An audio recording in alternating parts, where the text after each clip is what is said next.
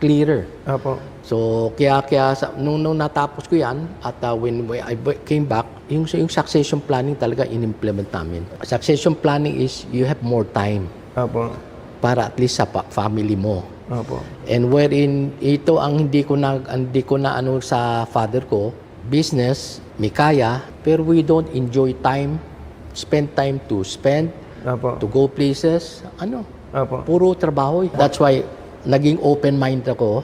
Nagulat mga anak ko, uy, ba, gagastos na. dati hindi ayaw kong gumastos.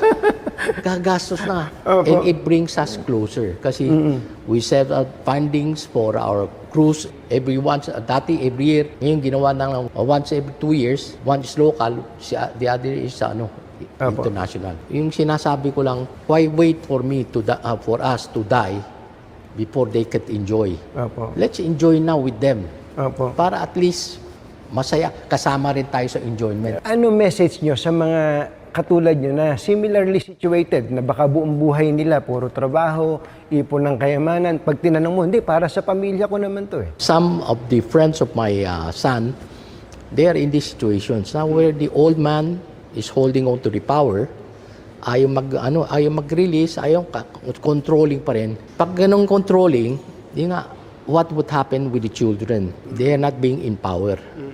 So, kailan pa magiging empowered na? Pag nawala, bakit kailangan hintayin mawala? Ngayon, umpisa na natin na empowering them, stepping down, let them do their job, mas magaling pa sa'yo. Speaking of which, nabanggit nyo yung succession. Sabi nyo, ang CEO nyo ngayon, babae. Yes. 5 anak nyo, iisang babae. Tawagin na nga natin to si Michelle. Ikaw ang pinag-usapan dito. Sir William, bago ko lang ipakita, bakit si Michelle? Di ba, sabi nga nila, pag Chinese, lalaki ang pinipili dyan eh. Meron kayong 4 na iba pang lalaki na anak, bakit po yung unika iha ninyo ang kinuha nyo? Tama sinabi mo, dapat lalaki. And lalaki is, I worked with him for several years. And being the CEO, tinitingnan ko, babagay ba o hindi? And how are decisions being made?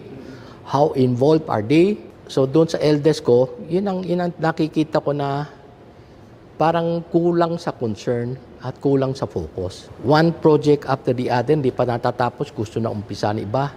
Kaya sabi ko, we cannot have that. Pag ganun ng ganun, baka wala tayong matapos yan. So there's a difference of management. Over time, then I decided, sabi, pag gano'n na if we continue with this, walang mangyayari dyan. So that's why I said, okay, now, I'll choose the second one, which is Michelle. And I've been working with Michelle for so long a time.